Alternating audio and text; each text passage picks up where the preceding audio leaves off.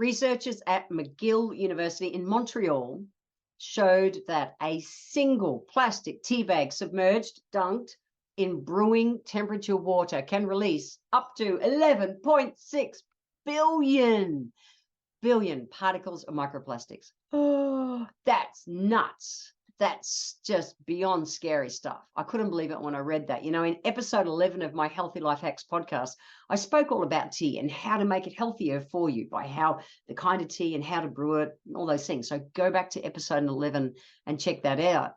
I never dreamt when I recorded that I also needed to talk about tea bags as well. You know, I have personally used loose leaf tea for decades.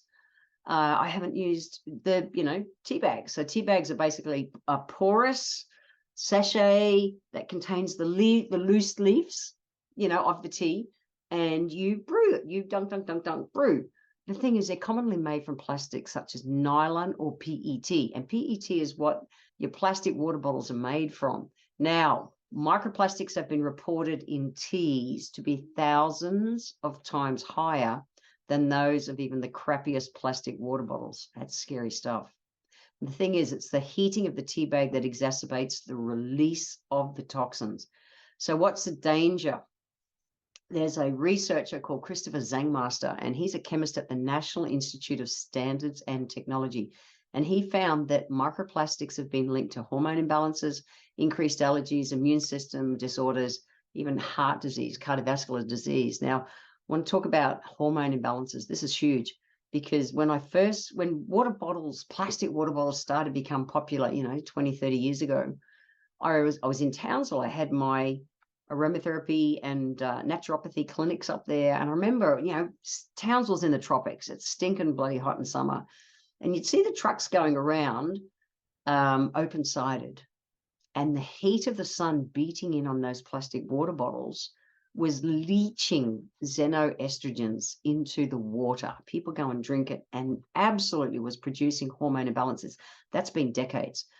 Tea does exactly the same thing. It's the heat of the tea or the heat of the water that's interacting with the plastic of the tea bags. And you think, oh, no, tea bag's not plastic. They're plastic. Okay, so tea bags can't be put even into our compost bins because they're plastic. They don't break down. So all the experts are saying, no, use cotton tea bags.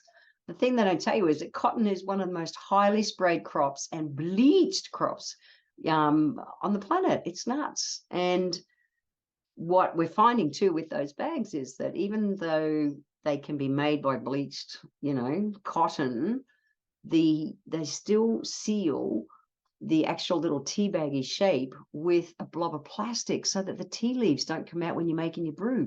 You've still got plastic. It's not cool. And, Aldi, which is a brand of supermarket in Australia, they're going, we're good, we're clever. A couple of years ago, we changed over to PLA instead of PET. So what is the difference? I want to talk about this. It's real. So PET is the plastic. It's a petroleum-based plastic that makes your water bottles. And the squashier, flimsier the plastic, the more the crap toxins leach into the water. Scary.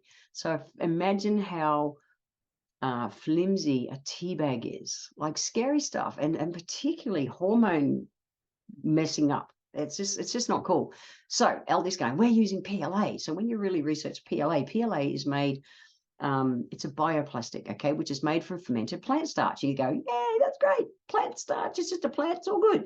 So PET, they've worked out, how to, bust it down and heat it up and remold it into being plastic. So PET can be easily recycled. PLA is more difficult. They can't because you actually need a special facility to be able to compost it. And so even though it starts out as a plant starch, do you know how long it takes to break down PLA?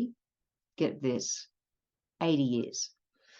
80 years. PET, plastic, every bit of plastic that's ever been made on this planet still exists. It does not break down. Think about that. That Tupperware container you had in the 50s, that shit still exists. It will never break down. The PLA products that are being put out there now, they still take at least 80 years to break down. That's nuts. It's still not good enough. It's just not good enough. And they use nasty solvents to help break it down faster. So not cool. Above all, if you're going to drink tea, get it. And the healthy life hack for this episode is pretty simple. If you're going to drink tea, stop using tea bags. Just stop. Use a pot. Use a stainless steel or I use ceramic pots. I've got Asian teapots. I've got a cast iron teapot because I'm a vegetarian. I want to pull up all the iron and everything out of it. So I love my cast iron teapot. If you want to use cotton, get a muslin. So they're like a little square bag, not bleached, so they're not pretty and white. A piece of muslin, which is a safe cotton, and it usually has a little cotton drawstring. So with that, you put your tea leaves in it, draw it closed, dunk, dunk, dunk, dunk, reusable. So that's all right. But any of the other tea bags, they're not cool. They're just not cool. So I get that everyone gets to draw the line in the sand somewhere with their health. We haven't even touched the surface with how bad plastics and microplastics are in our health. We just really haven't. And I really recommend that you minimize your exposure to them as much as you can. This research out of Montreal is a scary number, 11.6 billion particles of microplastic in one cup of tea.